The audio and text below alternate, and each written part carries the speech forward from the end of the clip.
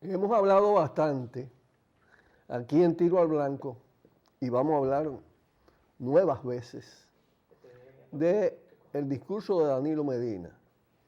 Hablamos sobre todo del contenido y de algunos aspectos de su forma. Pero no hemos hablado del significado de ese discurso. Todavía sujeto a tratar más detalles, y les recomiendo que traten de leer un trabajo que hice para el portal de la Z 101, que va a comenzar a salir el domingo, este domingo que viene. Y que estén atentos también porque vamos a poner aquí, vamos a reproducir aquí una grabación de 1 hora en 2 partes de un programa que me hiciera, Páginas Abiertas, bajo la conducción de Diana Contreras, donde no hay prácticamente detalle que no se toque. Pero hoy me voy a concentrar en el significado del discurso. El significado del discurso es una ratificación de la determinación de cerrar fila el gobierno para tratar de imponer a como dé lugar la continuidad de la dictadura constitucional con un predominio abrumador danilista. Aquí entra la reacción de Danilo, presidente, candidato permanente, tanto frente a la oposición interna leonelista como frente a la sociedad. Esto implica que está planteado, no importa las consecuencias, impedir a toda costa que se agriete un sistema de corrupción e impunidad que está basado en la esencia de la dictadura constitucional, institucional que rige al país, que además tiene un componente más allá del Estado, que es el poder constituido en todas sus dimensiones, incluyendo las élites empresariales y militares que han sido ganadas a su condición de aliados temporales, sobre todo en el caso de los empresarios, de esa dictadura. Estamos entonces frente a una ratificación del bloqueo, del cierre institucional frente a todo tipo de reclamo que tienda a modificar esa situación. Ni hablar del reclamo del fin de la impunidad. Lo habíamos sostenido siempre, pero que yo pienso que quien ahora lo pone en duda después de este discurso de Danilo, que es un discurso cínico, burlón, con una dosis alta de simulación, de corte reeleccionista, continuista, que abre un nuevo periodo dentro de este periodo constitucional hacia el 2020, es una clara señal de que la única manera que tienen los movimientos sociales y políticos sociales, y me refiero a ello porque aquí no hay una oposición político-electoral, ni tampoco un marco político-electoral que posibilite superar esta situación de dictadura corrupta y corrompida por las vías institucionales. Algo que he dicho muchas veces, pero que está cada vez más confirmado. Cuando usted, además de tirar una mirada hacia el gobierno y las instituciones, la tira hacia el bloque opositor, observa en qué está Hipólito Mejía, la posición blandengue de Abinader, la composición de esa oposición, en su mayoría integrada por partidos que se venden al mejor postor. Usted está frente a una oposición vulnerable. Entonces nada más nos queda un recurso que ha brotado a partir del inicio del año 2017, que es el movimiento Marcha Verde, y yo diría no solo el movimiento Marcha Verde y todos los movimientos que le integran, más los movimientos sociales y políticos sociales que están en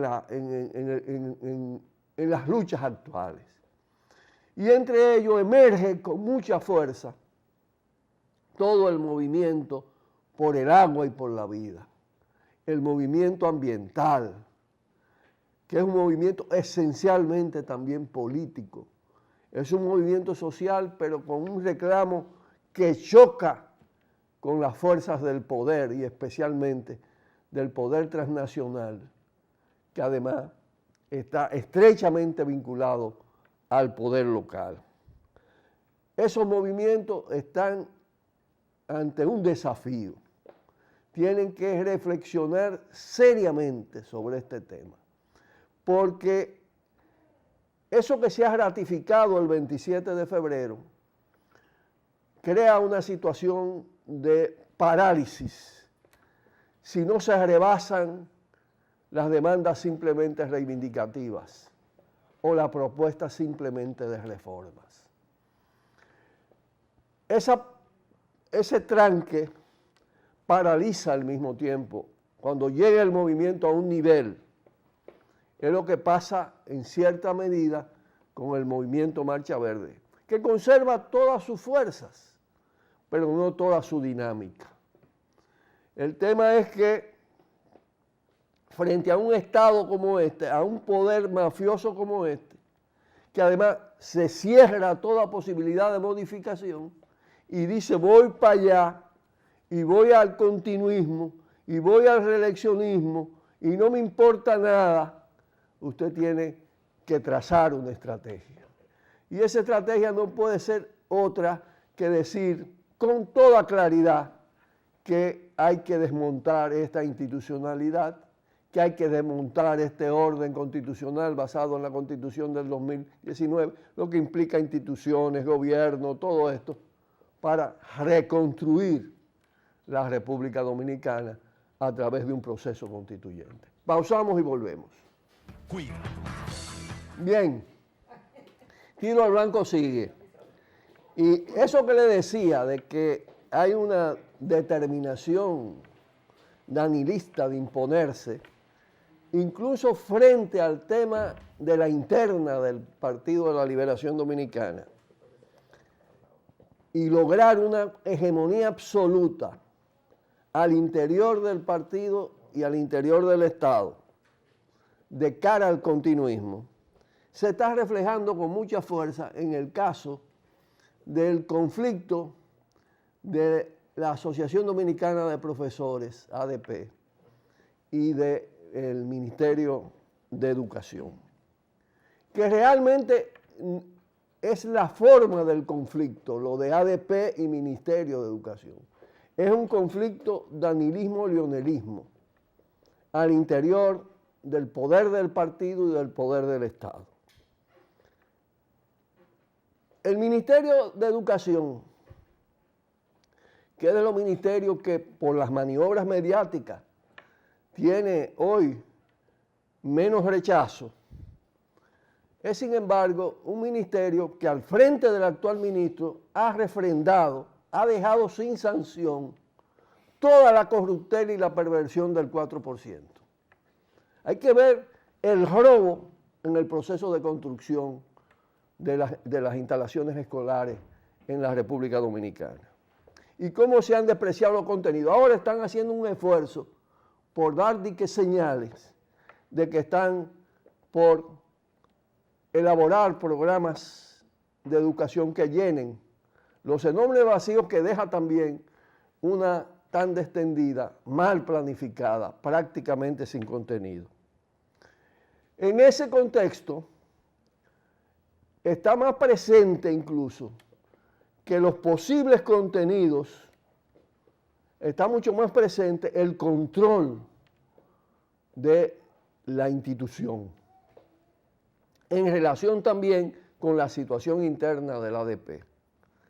Y lo que está planteado alrededor de los directores, más que superar situaciones determinadas por designaciones de dedo autoritarias del ministro, son fórmulas que aparentemente democráticas le van a dar el control al danilismo de todas las direcciones regionales. Así está el tema estructurado. Mientras, todo eso produce una serie de contradicciones y confrontaciones internas que desgarran el sistema educativo nacional. Porque la lógica de ambas facciones es la lógica clientelista, es la lógica de la prebenda, es la lógica de las designaciones privilegiadas. ¿Qué pasaba con los ministros anteriores? Que todos designaban a su antojo, y eso era ya muy burdo, los directores regionales, los directores técnicos, en función de sus vínculos familiares y de su cercanía política. Ahora, sobre la base de un método aparentemente de concurso, pero bien manipulable, se está produciendo un viraje, un cambio en la correlación altamente conflictivo, que no se sabe incluso todavía cuál va a ser su real desenlace. Porque lamentablemente una parte de los gremios profesionales ha sido presa de toda esa política de clientelismo, de privilegio, contaminada por un Estado que está conformado de manera tal que el partido de gobierno se fundió con el Estado y usted no sabe cuáles son las fronteras. Y en consecuencia, las contradicciones, la lucha de facciones dentro del partido repercuten al interior del Estado, al interior de los ministerios y al interior de los gremios que se han convertido en una especie de palanca de esas facciones políticas. Y eso es lo que pasa con Hidalgo y con Navarro.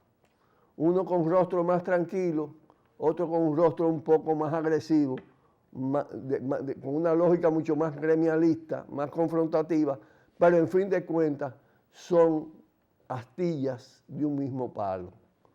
A veces, naturalmente, las astillas tienen una menos filos que otra, mejor apariencia que otra, pero en fin de cuentas son de la misma esencia. Y en tanto no exista un movimiento que desde la propia ADP rescate realmente ese gremio, haciéndolo un gremio autónomo, independiente de las facciones políticas, con carácter de movimiento social y con propuesta transformadora, la ADP seguirá siendo presa de esas contradicciones. Pausamos y volvemos con ustedes. Cuidado. En un país con un sistema de partido decadente, donde los más importantes componentes del mismo están en proceso de degradación y de decomposición, realmente adquieren mucha importancia los movimientos sociales, las luchas de calle, los factores de presión. Pero hay que decir al mismo tiempo, y este es un tema quizá crucial para un futuro inmediato, hay que decir que no bastan los movimientos sociales, que no bastan las grandes movilizaciones, que incluso no bastan las insubordinaciones de masa, las grandes rebeldías, como lo demuestran múltiples ejemplos, procesos desplegados en todo el continente, en Europa, en todos los países del mundo. El final del siglo XX y todo el despliegue del inicio del siglo XXI ha sido un escenario de grandes movilizaciones, rebeldías, a veces hasta estallidos, que sin embargo no desembocan en cambios profundos y estables. Producen determinados cambios y determinados desplazamientos de gobierno, pero terminan siendo esos procesos también presa de una realidad, de que realmente no se han conformado las fuerzas alternativas. Los movimientos sociales con mucha vocación de serlo, al no politizarse en profundidad y al no estar cruzado y articulado por nuevas redes militantes, por nuevas fuerzas políticas capaces de lograr su coordinación, de lograr su articulación, de lograr dotarlo al mismo tiempo de las propuestas de cambio a nivel institucional, de cambio a nivel estructural, pues resultan ser absolutamente insuficientes. En ese orden y procurando aportar a lo que puede ser el esfuerzo de construcción de lo que podríamos llamar en estos tiempos las nuevas vanguardias, a tono con los cambios que se han producido en la sociedad, no pueden ser iguales a lo que fueron fuerzas de vanguardias en el siglo XX.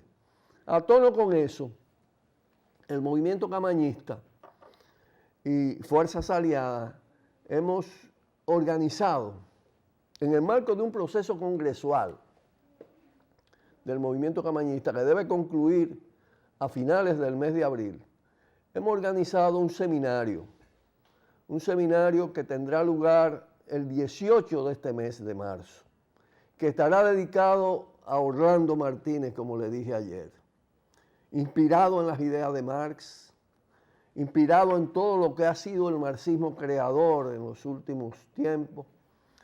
Queremos realizar un debate que aporte ideas a esta temática, a la necesidad de las nuevas vanguardias y a lo que deben ser o podrían ser las características de esas nuevas vanguardias para estos nuevos tiempos, en función de todo el tema de las modificaciones, reestructuraciones del movimiento, de las estructuras sociales, económicas, impuestas por las políticas neoliberales, por la estrategia neoliberal, por este capitalismo que deviene un capitalismo absolutamente destructivo, caotizante.